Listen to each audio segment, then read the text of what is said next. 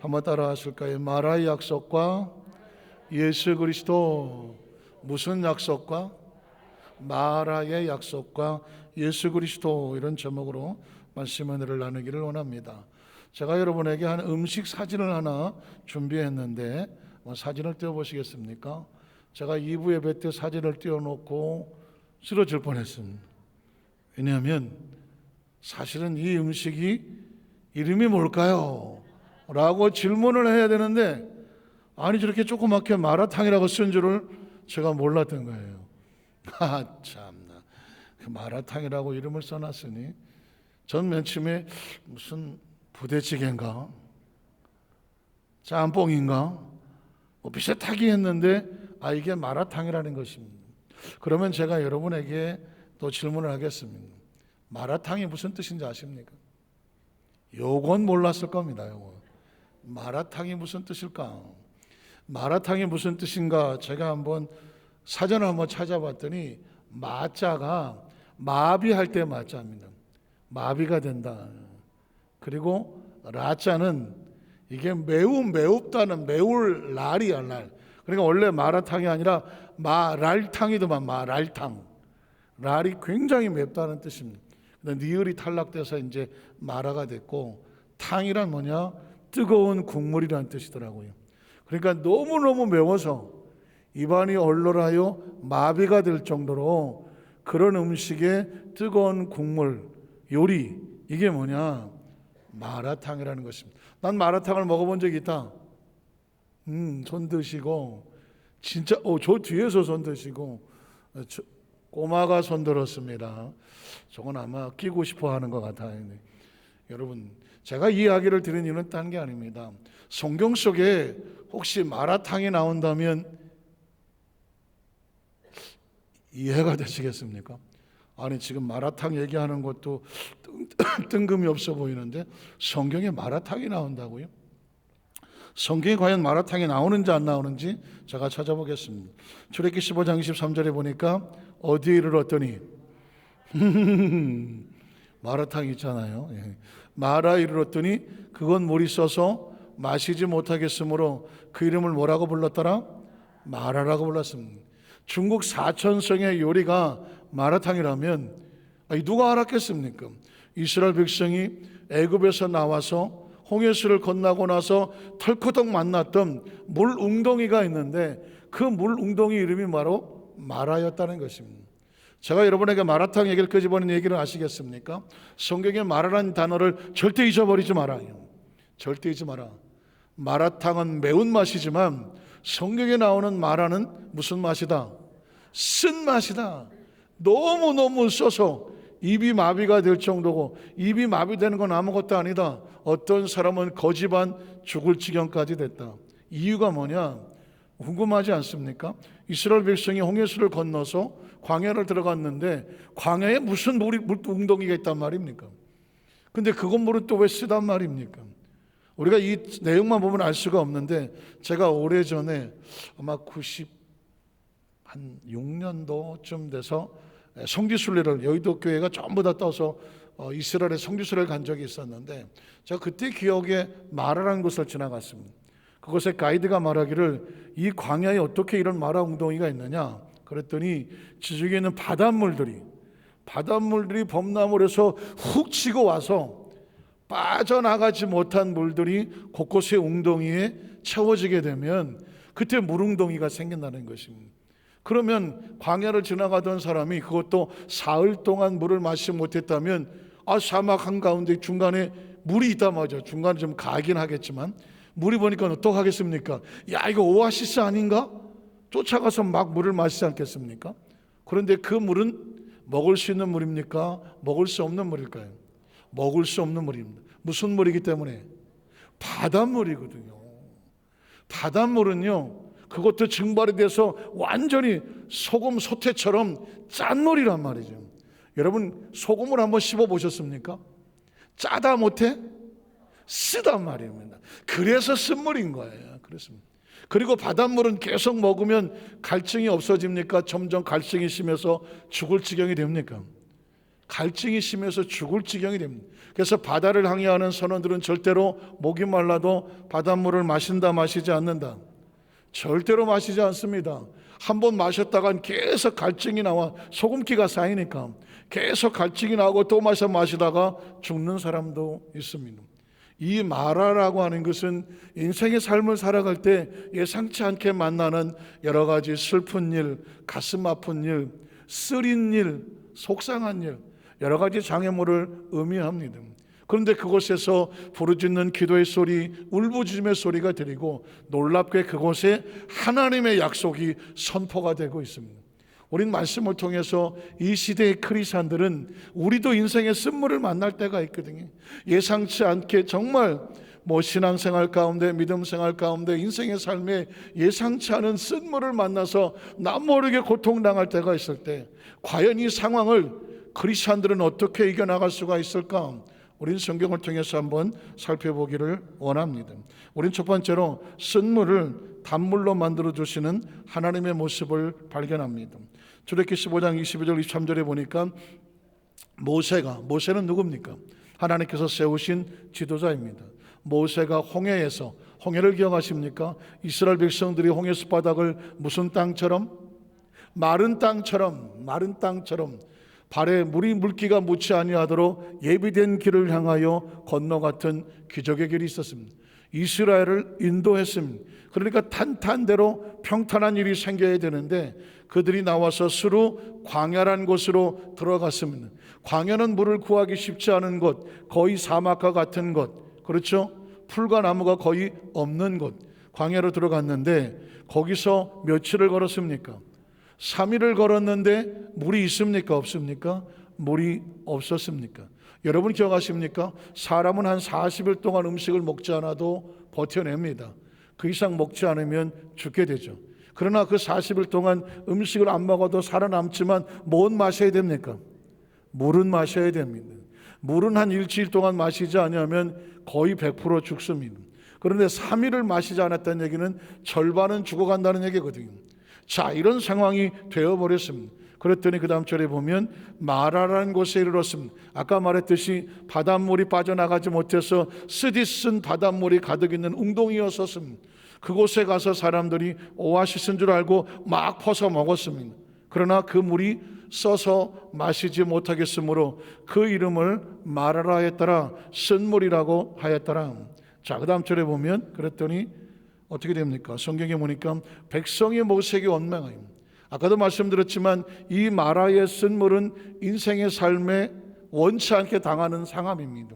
이스라엘 백성들만 마라가 쓴물을 만난 게 아니잖아요. 아마 저와 여러분 지금 이 자리에 있지만 모든 것이 탄탄대로로 평탄하게 가시는 분도 있을 수 있겠지만 그러는 과정 속에 아마 쓴물을 만난 적이 있을 것입니다. 어쩌면 지금 이 순간에도 나이에 상관없이, 형편처지에 상관없이 어쩌면 알게 모르게 쓴물을 만나서 남몰래 울면서 두려워 어찌할 줄을 모르는 그런 상황도 있을 수 있습니다. 과연 그렇다면 이스라엘 백성은 이 마라의 쓴물을 만났을 때 어떤 반응을 보였을까요? 24절에 보니까 백성이 모세에게 어떻게 했습니까? 원망을 했습니다. 사랑하는 성도들, 혹시 원망하십니까? 지금 나한테는 여러 가지 상황을 보면서 왜 나한테 이런 일이 일어났을까 원망하십니까? 원망은 어디서 옵니까? 하나님이 인식되지 않으면 원망이 나옵니다. 지금 중요한 것은 인생에 어떤 문제를 만났다고 할지라도 문제가 힘들 수밖에 없지만 이 문제 속에서 역사하시는 하나님의 뜻이 무엇일까?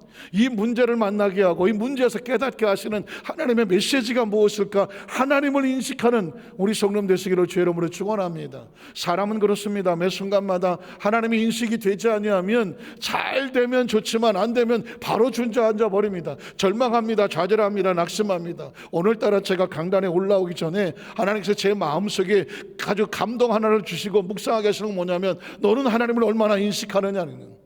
너는 하나님을 얼마나 인식하느냐. 오늘 이 교회는 무슨 의미가 있습니까? 하나님을 인식하는 곳입니다. 예배는 뭐 하는 곳입니까? 하나님이 인식되는 곳입니다. 성가대의 찬양은 무슨 의미가 있습니까? 오늘 찬양 잘한다, 화음이 좋다, 곡이 좋다, 가사가 좋다, 이건 찬양이 아닙니다. 이 찬양의 온전한 곳은 뭐냐? 하나님 받아 주시옵소서. 하나님 앞에 드려지기 때문에 뭐라고 부릅니까? 찬양이라고 말하는 것입니다. 우리가 하나님 앞에 나와서 기도합니다. 화려하게 기도할 수도 있고 아주 청편우수처럼 아주 그냥 말이 잘해서 좋은 시어를 쓰고 막 화려하게 언어 구사할 수 있습니다. 그러나 그건 의미가 없습니다. 기도가 의미 있는 것은 기도는 누구에게 하는 것입니까? 하나님과의 관계 속에 커뮤니케이션이기 때문에 의미가 있는 것입니다. 아무리 성전이 아름답고 귀하고 뭐 화려하게 전후와도 성전의 건물의 의미는 없습니다. 그곳이 누구와 교통합니까? 하나님께 예배하는 곳이기 때문에 의미가 있는 것입니다. 사랑하는 여러분, 그런 것입니다. 우리가 그동안 신앙생활 하나님께 우리에게 묻습니다. 너는 지금 이 순간에도 나를 인식하느냐? 한번 따라하세요. 너는 지금 이 순간에도 그 상황 속에서도 나를 인식하느냐? 기억해내느냐? 나를 기대하느냐? 나를 인정하느냐? 믿으십니까? 하나님은 지금도 우리에게 묻습니다. 지금 있는 상황 속에서 아무리 힘들고 어렵다고 할지라도 하나님을 인식해내느냐는 거죠. 오늘 강단에 올라오기 전 저는 다른 기도하지 않았습니다. 하나님을 철저하게 인식합니다. 하나님만 기대합니다. 하나님이 시간 스쳐 지나가기만 해도 강력한 하나님의 역사가 나타날 줄로 믿습니다. 하나님이 누구입니까? 우주 만물을 창조하고 지으신 분입니다. 그냥 미사 요구를 한 것이 아닙니다. 존재케 하시는 분이잖아요. 하나님 우리를 존재케 하신 분입니다. 만드신 분이란 말입니다. 오늘 이 모든 것을 이끌어 가시는 분이란 말입니다. 그 창조주가 오늘 창조 앞에 예배한단 말입니다. 우리는 강의 들어 나온 것이 아닙니다. 세미나로 나온 것이 아닙니다. 교육받으러 나온 것이 아닙니다. 공연을 받으러 나온 것이 아닙니다. 재밌으러 나온 것도 아닙니다. 시간이 없어 나온 것이 아닙니다. 하나님이라는 이름 앞에 우리가 각자 나와서 엎드려 기도하면서 예배하면서 하나님을 높이러 나온 것이고 예배하러 나온 것입니다. 예배는 딴 게 아닙니다. 하나님을 인식하는 것입니다. 하나님 나는 하나님을 인정합니다. 하나님을 인식합니다. 창조주임을 믿습니다. 내가 피조물인 것을 믿습니다. 하나님은 우리 아버지 되신 걸 믿습니다. 내가 자녀된 것을 믿습니다. 내 형편 처지가 어떤 거 다 알고 계신 하나님, 나는 하나님 앞에 모든 것을 내려놓습니다. 원망하지 않습니다. 두려워하지 않습니다. 절망하지 않습니다. 왜 그럴까요? 하나님이 인식이 되니까. 오늘 사랑하는 여도수만석교회 모든 성도들이 삶이 힘들고 어렵고 지난 모든 상황 속에서 내가 가진 지식과 경험을 통해서 이건 되고 이건 안 되고 생각할 수 있지만 우리가 하나님이란 절대주 앞에서 이 내 생각을 내려놓고 내 계획을 내려놓고 내가 가진 모든 계산을 내려놓고 하나님이 하실 것을 믿습니다. 하나님이 하실 것을 믿습니다. 난 하나님을 믿습니다. 하나님의 절대 능력을 믿습니다. 절대 치유를 믿습니다. 절대 권세를 믿습니다. 여러분, 이 시간에 할 일이 얼마나 많습니까? 이 시간에 우리가 중요한 일이 얼마나 많은데 어쩌자고 이 자리에 나와서 우리가 이 시간 하나님께 온전히 예배를 드린다고 합니까? 그건 하나님 때문입니다. 하나님을 인식하기 때문입니다. 하나님 역사를 기대하기 때문입니다. 하나님에 대한 기대가 있기 때문입니다. 기도하기를 원하기 때문입니다. 하나님께 우리의 심령을 통하기를 원하기 때문입니다. 적어도 이렇게 할 수 있는 사람은 원망하지 않습니다. 왜냐하면 하나님을 기대하기 때문입니다. 하나님을 기대하십니까? 이스라엘 백성은 얼마나 놀라운 출애굽의 기적이 있었습니다. 홍해수를 마른 땅처럼 건넜습니다. 기적의 구름기둥 불길 인도를 받았습니다. 정작 힘든 임재를 만나니까 마실 물 없다고 거기서 주저앉아 버립니다. 왜 그럴까요? 아무리 어제까지 화려한 크리스찬이라고 할지라도 지금 이 순간에 하나님이 인식되지 않냐면 누구라도 넘어질 수 있습니다. 끝까지 우리는 부여잡을 것은 뭐냐면 하나님에 대한 인식을 놓지 말라 그래요. 이스라엘 백성들은 원망하며 우리에게 외치고 있는 것이죠. 우리는 하나님을 원망하지만 우리 여도수 만장교회 성도들이요, 하나님을 인식하고 우리처럼 뭐하지 마시오, 원망하지 마시오. 믿으십니까? 자, 우리가 무엇을 마실까 하며 그 다음 절에 보니까 모세가 야훼께 부르짖었습니다. 기도란 무엇입니까? 모든 것이 안 보이는 상황 가운데 하나님이 갖고 계시는 다른 방법을 찾는 것입니다. 그거를 한마디로 하다방이라고 말하는 거예요. 한번 따라 하실까요? 하다방. 제가요, 지난 월요일 날 지난번 말씀드렸지만 만나기로 했던 그분을 만나는 가운데 깜짝 놀랐습니다. 우리 예배 설교를 다 들었어, 그쪽에서. 그리고 놀란 것이 뭐냐면 목사님 설교하는 거요, 제가 그분은 교회도 안 나오는 분인데 그 옆에 계시던 분이 목사님 설교하면서 자다방도 내가 기억하고요, 하다방도 기억하고요. 또 다방 얘기했더니 예수 안 믿는 사람도 다 기억을 해요. 그러면서 하나님의 다른 방법이 있다면서요. 있죠. 자기 아는 사람들에게 우리에게 설교를 공유를 다 했대. 저 목사님 설교 들어보라고. 거기 다방 얘기 나온다고. 참. 은혜 받는 길이 다 따로 있다니까. 나는 왜 내가 다방 얘기를 하나 그랬어. 우리 성도들한테 다방 얘기하면 은혜도 안 될 텐데, 그래서 제가 걱정하면서 하다방이라고 얘기했는데, 예수 안 믿는 사람이 어떻게 그 설교를 듣고 다방 얘기 은혜 받아갖고 말이야, 자기 안 믿는 친구들한테 다 보냈대. 다방 얘기 나온다고. 참 은혜 받는 것도 여러 가지 일이에요. 기도란 뭐냐? 하나님이 숨겨놓은 다른 방법을 찾는 거죠. 모세는 지금 어찌할 바를 몰라요. 이스라엘 백성은 원망합니다. 근데 기도합니다. 왜 기도합니까? 하나님이 숨겨놓으신 다른 방법을 보여주시옵소서. 그랬더니 야훼께서 그에게 방법을 보여주셔 한 나무를 가리키시니 그가 물에 던졌더니 어떻게 됐을까요? 물이 달게 된 다른 방법이 있었어. 우리는 방법을 찾지 원망하지 않습니다. 우리가 문제를 만날 때 문제 앞에서 이거 난 죽었구나 절망하지 않습니다. 왜? 하나님은 하다방이 있어. 다른 방법이 있어. 그러니 왜 기도합니까? 하나님의 다른 방법으로 역사하여 주시옵소서. 인생의 쓴물을 만났는데 그 물이 하나님 안에서 기도하는 백성들이 어떻게 됐더라? 달아졌다고 말하고 있습니다. 전 예배 가운데 우리 여도수환사교회 모든 성도들이 하나님을 인식하고 하나님 앞에 사정을 아래놓았더니 하나님께서 개입하고 역사하여 주셔서 하나님의 다른 방법으로 쓴물이 달아지시기를, 쓴 인생이 단 인생이 되시기를 주님의 이름으로 축복합니다. 예배에 들어올 때는 여기도 쓰고 저기도 쓰고 아파서 견딜 수 없도록 들어왔다고 할지라도 말씀 가운데 기도 가운데 회복하고 치유하여 주셔서 이 성전을 나갈 때 마음속에 기쁨의 단물이 나와서 기뻐 뛰는 하나님의 역사가 체험되게 되시기를 주님의 이름은 축원합니다. 왜냐하면 하나님은 지금도 살아계시기 때문이죠. 역사하시기 때문이죠. 하나님이 죽으면 우주가 죽는 것이고 모든 만물은 존재가 사라지는 것입니다. 하나님은 죽을 수 없는 존재죠. 아니 영원하신 분이나 우리가 믿는 하나님은 그런 하나님이란 말씀입니다. 물이 달게 되었더라. 거기서 야훼께서 그들을 위하여 법도와 율례를 정하시고, 여기서 하나님께서는 치유만 하시고 끝나지 않습니다. 우리 인생에 만난 여러 가지 인생의 쓴물은 그것이 응답받는 걸로 끝나지 않는다. 그곳에 숨겨놓으신 하나님의 메시지가 있습니다. 오늘 저와 여러분 인생을 살아오면서 별의별 일을 다 겪었을 것입니다.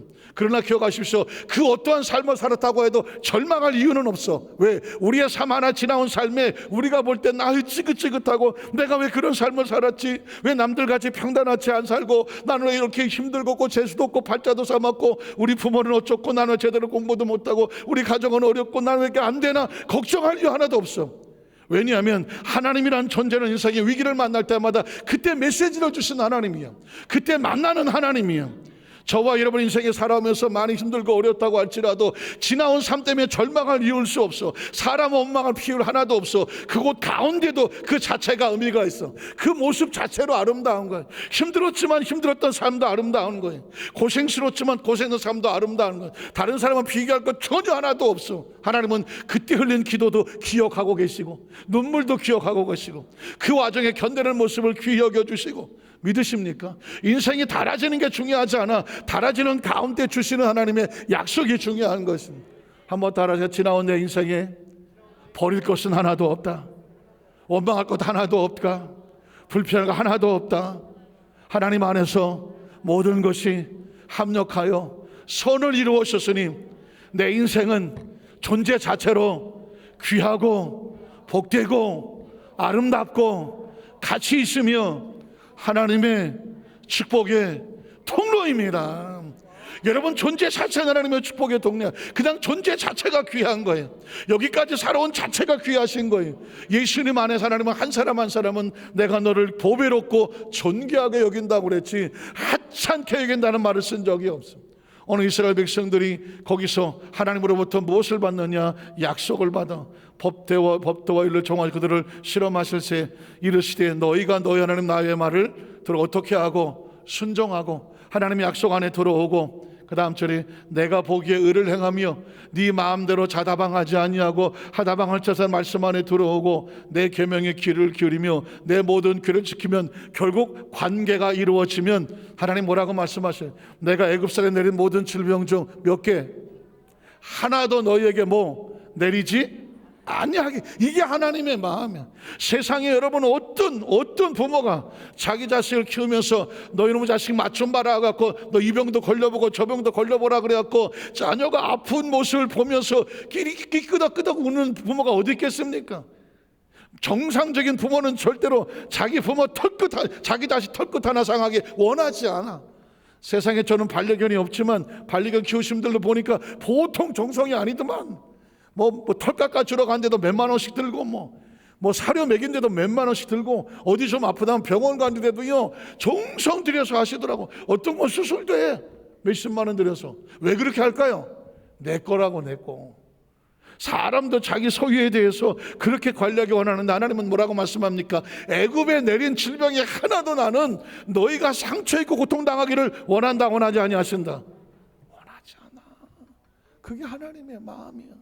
때로 인생의 쓴물도 만나고 어려운 일을 당하지만 그건 우리로 고통당하게 하려는 것이 아니라 그 와중에도 불구하고 하나님 안에 있으면 안전하지만 혹시라도 네가 자다방에서 하나님 밖으로 나가면 이런 위기를 만날 수 있으니 앞으로의 삶은 항상 하나님과 함께 걸어가라.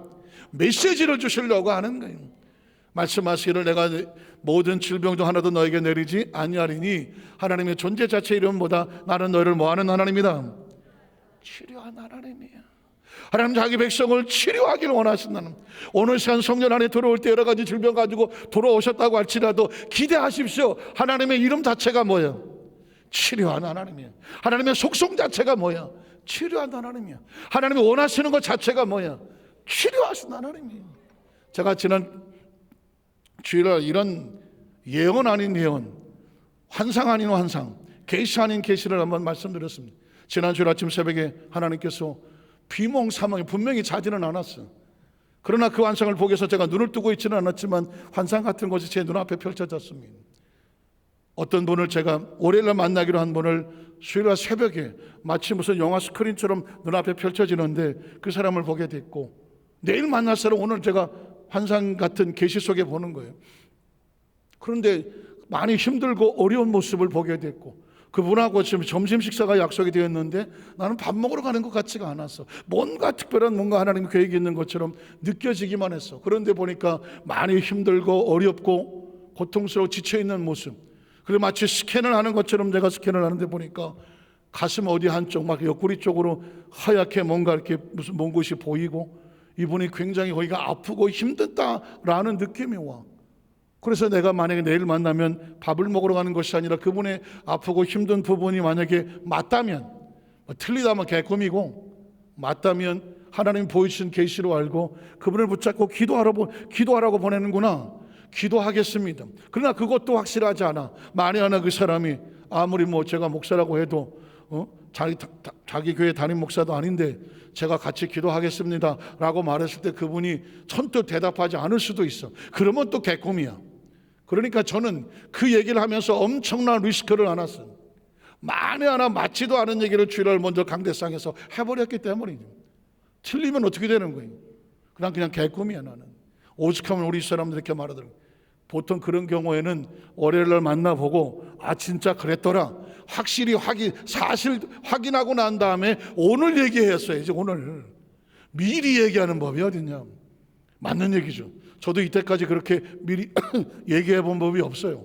제가 뭐 마스크를 가리긴 했지만 제법 똑똑해 보이지 않습니까? 잔머리도 엄청 잘 굴리고요, 상황 파악도 잘하고 뭐 그렇게 함부로 무식하게 막 떠들어 놓고 뭐 아니면 말고 그런 스타일은 아니에요. 그런데 지난 주일에 제 마음의 소원이 이 얘기를 해야 되겠는 이유가 뭔지 아십니까? 이제까지 제가 한 번도 경험해 보지 않은, 내일 만날 사람을 오늘 보게 하시고 그분의 상태를 스캔을 하게 하시고 그분이 어디가 아픈 것 같은 느낌도 알게 하시고 만나면 내가 뭘 해야 될지도 미리 알려주시는 거예요. 순전히 하나님께서 내게 주시는 환상과 같은 거죠. 그 중에 하나만 삐끗하고 전문적인 용어지만 삑사리하면 저에게는 아무런 신뢰성이 없는 겁니다.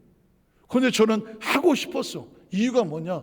이렇게 하신 하나님의 다른 방법이 뭘까? 하나님께서 뭔가 하시려고 하는데 그걸 확인하고 싶었어. 그리고 제가 믿음으로 던져놓은 것입니다. 이유가 뭐냐면 그 환상을 보기 전에 제가 또 하나를 보게 됐는데, 먼저는 뭐냐, 의사 같은 가운을 입은 사람이, 제가 볼 땐 천사로 보여요. 근데 가운을 입은 사람이 저에게 엑스레이 사진 같은 거 기억하십니까? 뭐 CT를 찍은 건지 MRI를 찍은 건지 하여튼 엑스레이 사진 같은 거를 저 앞에 내려놓고 절대로 판독을 해보라 그래요. 제가 뭐 의과대학을 전공한 사람도 아닌데 엑스레이 사진을 놓고도 내가 내용을 모르겠는데 그걸 내가 어떻게 판독을 합니까? 그런데 손을 얹어놓으래요. 제가 손을 얹었고, 눈으로 봐도 모르겠는데 손을 얹어놓고 판독을 하는 거예요. 그런데 느낌이 와. 여기는 조금 안 좋은 것 같고, 여기는 잘 모르겠고, 여기는 괜찮은 것 같고. 그랬더니 제가 이거 잘 모르겠다 그랬더니 그분이, 가운을 입은 분이 동그랗게 치면서 여기는 상태가 아주 안 좋아, 여기는 그냥 괜찮은 정도인데 여기는 깨끗하고 하면서 저에게 스캔을 보고 그거를 설명을 해주더라고요. 그리고 나서 바로 본 게 내일 만날 사람은 오늘 제 머릿속에 보게 하고 그를 스캔을 해. 그분을 스캔을 하는 거예요. 그래서 제가 이제 이게 그냥 지나가는 사건이 아니라 하나님의 분명한 의도가 있다는 사실을 느꼈기 때문에 제가 지난 주일날 얘기를 한 거예요. 그리고 월요일날 만났습니다. 월요일날 만나는데 제 마음이 어떻겠어요? 저는 입을 다물기로 했습니다. 어떤 의도되고 또 사전에 얘기하는 그런 얘기를 하지 않도록 저는 아무 얘기도 하지 않았습니다. 그저 그냥 식당에 묵묵히 가는 중이었습니다. 그런데 놀라운 것은 말이 먼저 나오더라고요. 지난 한 주간 동안에 굉장히 힘들고 어려운 일이 있을 때, 지금은 제가 말을 못해요. 아마 어느 정도 기간이 지나고 난 다음에는 때로 실명과 상황까지 구체적으로 얘기할 수 있을 때가 조만간에 올 거라고 생각이 됩니다. 그런데 어쨌든 굉장히 힘든 법적인 문제에 엉켜갖고 거의 빼도 못할 상황 가운데 모든 것이 포기될 것 같은 상황 가운데 진짜 구사일생으로 돕고 돕는 선교를 통해서 빠져나왔고 그 문제가 해결이 됐어요. 그러는 가운데 마음고생을 얼마나 했는지 이분이 거의 초죽음이 됐어. 지치고 힘들고 큰 일을 앞두고 있는데 그런 일에 휘말려갖고 거의 고통스러워요. 그러니까 제가 딱 봤을 때 그 상황이야. 외롭고 힘든 싸움을 하고 있는데 가슴 한도 옆구리 쪽에 허옇게 제 손에 스캔들은 그렇게 보여. 그래서 저는 이분이 어디 뭐 하다가 옆구리를 갈비뼈를 맞았나? 아니면 뭐 코로나 후유증으로 뭐 폐가 좀 힘드신가? 전 이렇게밖에 추측이 안 돼요. 알고 보니까는 거의 뭐 법적인 문제에 휩쓸려서 죽을 지경으로 가슴앓이를 했어. 마음이 심신이 지쳐있는 상태예요. 그러니 제가 보았던 그게 틀리진 않았어. 제가 기도해 드릴까요? 하지도 않았어. 기도해 주세요. 먼저 나와. 기도해. 여의도 수만사교회 성도가 아니에요. 그래서 식당임에도 불구하고 열일 제쳐놓고 손을 달라. 그냥 기도할 수도 있잖아요. 근데 아니야. 제가 옆자리에 앉았으면 그냥 끌어안고 기도했을 거예요. 물론 남자예요. 그런데 마주 앉았기 때문에 제가 손을 잡았어. 이분이 그냥 고개를 엎드릴 정도로 엎드려서서는 그 손을 부여잡고 나머지 바로 방언 기도를 했어요. 울고 싶었어. 통곡하고 싶었어. 저는 제가 성령을 받고 하나님이 주신 은사 중에 하나가 뭐냐면 때로 항상 그런 건 아니지만 때로 기도할 때 그 사람의 심령이 실려와요. 그 사람의 심령이 실려와. 그 심령을 끌어안고 통곡하게 해야 돼요. 제가 2부 때는 안 했지만 3부 때 제가 그 은사 받은 얘기를 한번 하면은요, 제가 먼저 어쨌든 어느 교회에 초신자 성도가 하나 와서, 새신자 기도를 받으러 와서 20대 한 후반이나 됐을 거예요. 초신자니까 머리에 손을 놓고 제가 기도해서 우리 교회 처음 왔는데 뭐 앞으로 신앙생활 잘해 주시고 기도하려고 하는데 갑자기 제 마음속에 이 사람의 영적인 상태가 보이는데 황량한 사막에 다 말라 비틀어져 가는 나무 한 그루가 보여. 딱 한 그루가 보여. 그것도 다 타서 말라가. 그래서 그분을 그냥 그대로 얘기해서 하나님이 영혼이 황량한 사막에 나무 한 그루 남은 것처럼 아무도 주의 없습니다. 이 생명이 꺼져가는 아픔 속에 이 사람이 교회 하나님 앞에 나와서 신앙 고백했으니 주여 이 생명을 불쌍히 여기시고 고치시고 살려주십시오 기도해서. 처음 온 사람은 내가 그 사정을 뭘 알겠어. 그래서 기도를 끝났어. 왔더니 이 처음 와서 기도받는 이 사람이 눈물을 팍 울면서 목사님이 제 사정을 내가 어떻게 알아? 20대 후반인데 가난 말기야. 20대 후반에. 아니 얼굴을 보니까 그때 비로소 얼굴이 새카맣게 사람이 막 초죽음이 됐더라고. 그러니까 나는 그 사람의 형편도 모르고 처지도 모르는데 하나님이 주신 것은 은사 가운데 하나가 뭐냐, 어떤 때 정말 간혹설고 기도하면 그 사람의 영적 상태나 심령이 있어요. 그러니 얼마나 기도했겠어요. 그 사람이 어떻게 했는지 아십니까? 그리고 교회 계속 나와서 그분은 가난 말기에 살아서 고침을 받았고 지금 어디 있냐면, 제가 김포 성전에 담임 목사로 있을 때 거길 이제 담임 3년 있었는데 거기에 남편하고 아이를 낳았고 건강한 모습을 가지고 봉사를 하고 있더라고. 인사를 하러 왔어. 우리 하나님, 우리 감사 박수 한번 드리겠습니다. 그래서 제가 그 지금도 그래요. 제가 어쩌다 성도들과 안수와 기도할 때에 사실은 그 사람의 심령의 상태가 보일 때가 있어. 그래서 그건 저에게 지금 얼마 하나님의 은혜인데 감사한 거죠. 뭐 그냥 기도하지 않으니까. 제가 이렇게 간증하면 또 도망 다니는 성도가 있어요. 또 목사님은 내 속을 다 아신대. 그리고 또 도망 다녀. 또 도망 안 다녀도 돼요. 근데 어쨌든 그분을 붙잡고 그렇게 간절히 기도하고 났더니 끝나고 나자마자 그 배석하신 분도 있는데 나도 울고 다 울었어. 제가 지금은 사실은 실명도 말하지 못하고 상황도 겉만 얘기해. 그러나 제가 아까 말씀드렸지만 조만간에 제가 실명도 얘기할 수 있으며 상황도 구체적으로 얘기할 수 있는 때가 조만간에 올 거라고 생각을 해요. 어쨌든 제가 그 말씀을 드리는 이유는 뭐냐면 다른 게 아닙니다. 제가 30몇 년을 신앙 목회를 해왔으면서도 엄청난 다른 치유 사역을 많이 했지만 내일 볼 사람을 오늘 보게 하시고 그 사람에 대한 상황을 미리 알고 준비하고 기도하게 하시고 다음날 그대로 이루어졌다? 이건 뭐냐면 하나님께서 지금 역사하시고자 하는 놀라운 일 하시는 것이 보이는 거예요. 자, 이렇게 얘기했으면 제가 이렇게 될 거 아니에요. 목사님이 그렇게 하시는 것은 성경적입니까? 라고 물어야 되잖아요. 저도 제가 한 얘기가 성경적인 얘기라는 근거를 가져야 될 건 아니겠습니까? 성경을 찾아봤어요. 아나니아라는 사람이 있더라고. 아나니아라는 선지자가 하루는 기도하는 가운데 하나님의 성령께서 역사하시기를 내일이면 사울이라는 청년이 올 것이다. 사울이란 청년이 올 것인데 그가 눈에 보이지 않고 올 때 그를 위해서 안수해줘서 그의 눈을 뜨게 만들어줘라. 그런 사도행전의 9장, 8장, 9장에 나옵니다. 9장, 10장에 나오는데 그때 아나니아가 미리 벌어질 일을 하나님으로부터 성령으로부터 지시를 받습니다. 그때 아나니아는 이런 얘기를 하죠. 사울이요? 그 사람 별 좋은 사람 아닙니다. 기독교인들을 잡아다가 다 감옥에 쳐놓고 그런 사람을 왜 고쳐줍니까? 그 사람 나쁜 사람이에요 하고 아나니아가 하나님 앞에서 막 손을 절레절레 흔듭니다. 그때 하나님께서 뭐라고 하십니까? 네가 판단하지 마라 그러죠. 그 사람은 내가 이방인들을 위해서 따로 택한 나의 그릇이라고 그랬어요. 그릇이라고 그랬어요. 그리고 이 아나니아에게 보여주고 그 다음날 사울이 왔을 때 아나니아가 그걸 미리 받았으니까 아마 그걸 안 받았으면 왔을 때 아나니아가 도망가 버렸을지도 몰라요. 미리 받았으니까 사울의 안수하니 그의 눈에서 비늘이 떨어지고 그의 눈이 보게 되고 성령이 충만해지고 아라비아 광야 3년 동안 가서 훈련받고 와서 세계를 바꿔놨습니다. 그 바울이 복음을 들고 빌립보라는 유럽으로 건너갔을 때 역사가든 이렇게 말합니다. 바울은 성경을 들고 갔지만 그 성경 안에는 유럽의 모든 문명이 들어져 있다는 거죠. 유럽의 판도를 바꾼 사람이 바울입니다. 그 사람 하나가 새롭게 변화되어지니까 유럽이라는 세계가 바뀌어졌어요. 그 당시 이 바울이 만약에 아시아 쪽으로 왔으면요, 아시아로 왔으면 지금 유럽보다 아시아가 더 강대국이 됐을 겁니다. 어쨌든 간에 성경 속에 하나님께서 일하시고자 할 때 그런 역사가 나타난다는 얘기는 저는 우리 여의도 순복음 안산교회 하나님께서 수도 없이 놀라운 역사를 지금부터 이제까지 해왔지만 다시 마음을 뜨겁게 치료에 대한 역사가 나타나는 소원을 품게 하시고 일하실 줄로 믿습니다. 제가 놀라운 것은 올라오기 전에 불렀던 찬송이 있었거든요. 주께서 일하신다. 그러는 오늘 성가대 찬양이 뭐요? 주께서 일하신다. 이게요 우연의 일치가 아니에요. 하나님이 계속해서 확신하고 확신해 주는 것입니다.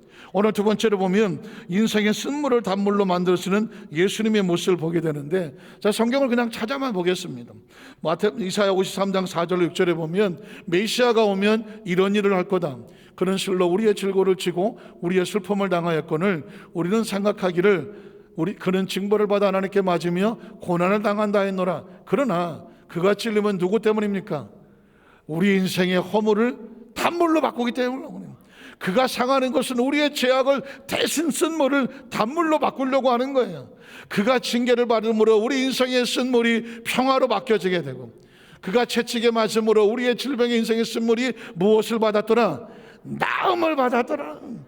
그래서 그가 6절에 보면 우린 다 양 같아서 그릇 행하여 각기 제 길로 갔거늘 야훼께서는 우리 모두의 모든 쓴물을 그에게 담당을 시키셨어.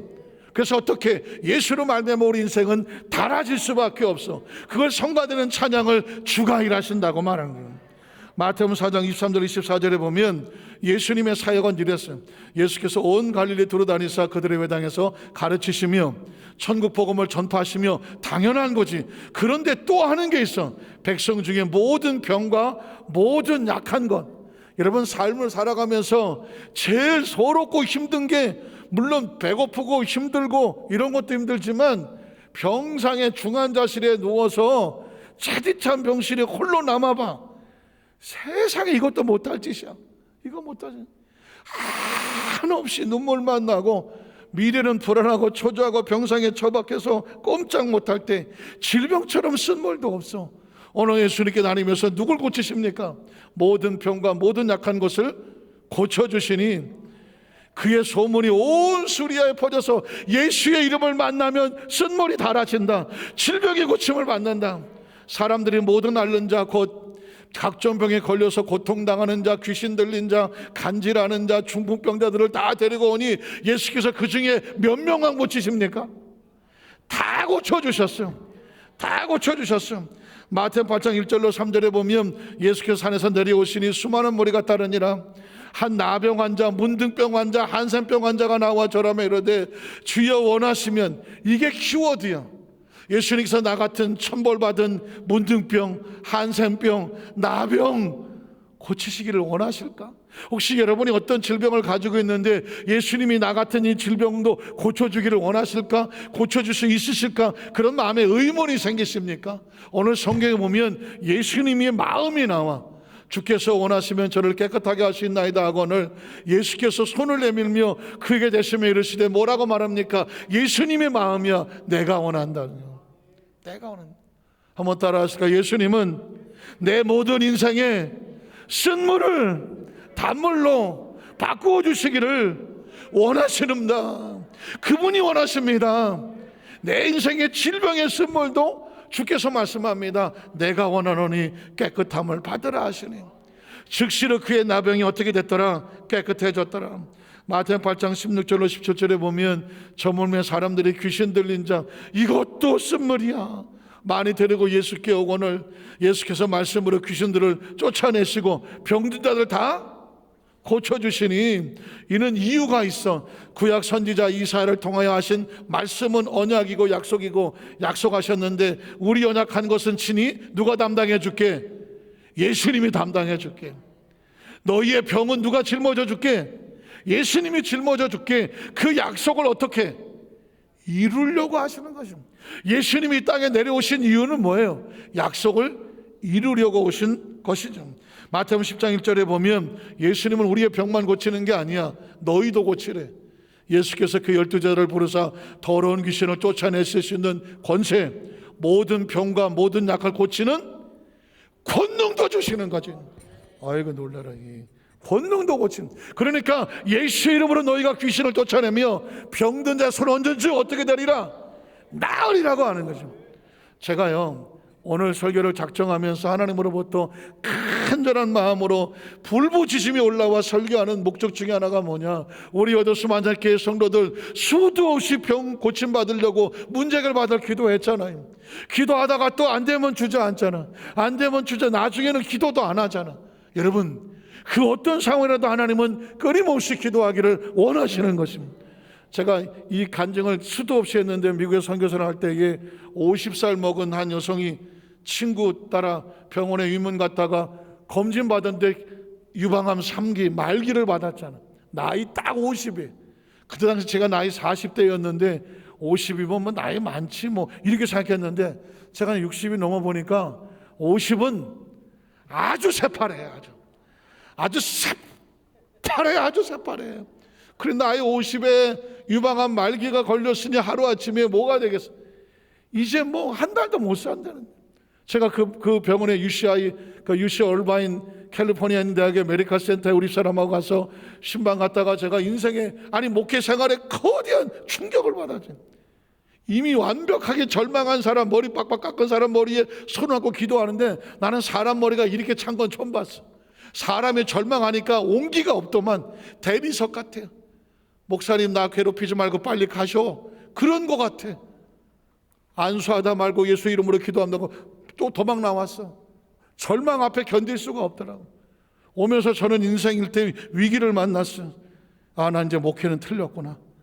절망한 사람에게 손을 얹어도 의미가 없더라고.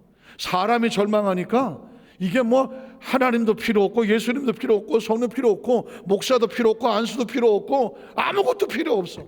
난 한없이 무기력하게 나자빠졌어. 절망하니까 할 방법이 없어. 그날 저녁에 그 가족들은 목사님 수고하셨다고 기도해서 감사하다고 우리 장례 준비 다 끝났으니까 이제 목사님 애 안 쓰셔도 된다고. 고맙기는 고마운데 난 이미 끝났어. 난 이제 목회해야 되나 말아야 되나. 인생에 또다시 저런 절망의 사람을 만나면 난 어떻게 해야 되나. 밤에 잠을 자지 못했어. 그러다가 하나님께서 예수님의 사역 현장을 보여줘. 밤새 예수님의 사역 현장을 보여주는데 예수님을 만났던 절망의 사람들, 예수님은 절망하지 아니하시더만 그들은 절망해도 예수는 절망하지 않더만. 문둥병자도 고치고 소경도 고치고 벙어리도 고치고 귀신자도 고치고 안진뱅이도 고치고 38년 돼도 고치고 12년 돼도 고치고 심지어 죽은 자도 일으키더만. 그때 그 밤에 나는 혼자 부엌이라면서 예수님이 생명이더만. 예수님이 생명이야. 나는 이때까지 목사가 능력받고 40일 금소를 밥 먹듯이 해갖고 그냥 환자들 손 얹기만 하면 그냥 막 병이 딱딱딱 나서 내가 고치는 줄 알았어. 내가 못 고치니까 막 절망했어. 알고 보니까 개뿔 내가 고치는 게 아니야. 누가 고쳐? 예수님이 생명이 고치는 거야. 여기 있는 화분들 여러분이 한번 살려봐. 우리가 어떻게 하면 살리겠어? 우리가 할 수 있는 건 아무것도 없어. 여기다 뭐만 주면 돼? 물만 주면 지가 알아서 살더만. 우리의 생명은 사람이 고치는 게 아니야. 예수의 생명을 부으면 그 예수의 생명이 살리더만. 그래서 제가 그분이 아무리 절망을 하든 상관하지 않고 그분을 매일 찾아가서 예수가 생명입니다. 생명을 붓고 생명만 부었어. 반응은 상관없어. 30일 뒤에 병원에서 다 끝났다고 할 그 시기에 그 사람은 휠체어 타고 나오면서 살아나왔어. 의사가 미국 사람이니까 뭐 영어로 말했겠지. 미라클이라고 말해서 기적이라고 말해서. 저는 그때 이 간증을 하면서 하나님이 말기암 환자를 살렸습니다. 이 간증이 포인트가 아니야. 내가 살았어. 그 이후에 나는 다시 목회할 소망이 생겼어. 그 어떠한 상황 속에서도 예수님의 생명만 쏟으면 오늘도 기적은 일어납니다. 오늘 여기서 한잔께 성도 여러분 이 시간에 일단은 제 마음에 다시 예수님이 생명이 솟구치기 시작했어. 기적이 솟구치기 시작했어. 그래서 당당하게 여러분에게 외치는 겁니다. 예수님이 생명입니다. 예수님이 생명입니다. 이 시간에 예배 여러분 나올 때 그런 소원을 가지고 생명 앞에 달려나와. 생명 앞에 구해. 그러면 성령이 스치기만 해도 하나님의 역사가 나타날 줄로 믿습니다. 아까 2부 예배에 제가 간증 하나를 했어요. 지난 금요일 권사님 집에 가서 허리 아파서 예배 드리러 갔는데 기도해 주시면 나을 줄 믿는다고 해서 금요일 날 허리에 손 얹으러 갔는데 이 손이 스캔을 해. 손이 허리로 가지 않아. 어깨로 가. 거기서 간절히 기도하다 보니 이분이 허리 아파서 오는 줄 알았더니 속이 터져서 울더만. 80평생 살아왔던 속에 있는 원한과 원망과 불안을 다 토해내는 거예요. 얼마나 울었는지 몰라. 이분은 허리가 아픈 게 아니라 속이 아팠구나. 그래서 교구장 목사님도 있고 지역장님도 있고 같이 막 통곡하고 울면서 기도하고 이제 다 기도를 마치고 살았어. 그리고 돌아갔네. 근데 간증이 나타났어. 그 지역장님을 위해서 기도한 것도 없고 지역장님 난 어디 아픈지도 몰랐어. 근데 그 지역장님이 지난 5월 달에 교통사고를 당했고 오른발이 좀 상태가 안 좋아서 잘 걷지를 못했대. 오른발에 힘이 안 들어가니까 왼발만 썼어. 1년 가까이 왼발만 쓰다 보니까 왼발이 발목이 돌아갔대. 돌아가는 고통이 어때? 발목 돌아가 보셨습니까? 보통 아픈 게 아닙니다. 그래서 잘 걷지도 못하고 쩔룩거리고 다녔어. 그날 신방도 택시 타고 왔다더만. 택시 타고. 그런데 그 자리에 앉아서 같이 기도하고 예배만 드리고 나갔을 뿐이야. 그런데 집에 돌아가니까 왼발이 났어. 남의 이야기라고 뭐 아멘을 박수 한번 쳐서 하늘에 영광 돌리. 아니 걷지도 못하고 의사 저 한의사 가서 아무리 침만 낫자든 왼발이 발목 돌아가는 거 이 상황이 집에 돌아가서 났대. 그래갖고 그걸 간증을 하고 싶어서 교구장님한테 하고 저한테 오늘 아침에 들어왔어 간증이. 근데 아까 2부 때 여기 성가대 어디 앉았던 것 같아갖고 오늘 자기 얘기다 그러면 일어나라 했더니 가보니까 없어. 어디 갔나 그랬더니 지금 교회학교 교사인데 오늘 야외 예배 나갔대. 그때 쫙 일어나 얼마나 멋있겠어. 그런데 다리가 나서 지금 야외 예배 나갔대요. 사랑하는 성도들 말씀을 정리합니다. 사모하고 기대하고 다시 생명을 구하십시오. 하나님은 지금도 저와 여러분을 치료하고 회복하기를 원하시오. 믿으십니까? 다시 하나님을 인식하고 이 다시 하나님을 구하고 역사할 때 이 제단에 나오는 모든 성도들마다 영권과 물권과 건강의 축복에 함께 하시기를 주님의 이름으로 축원합니다. 기도하겠습니다. 하나님 아버지 감사합니다.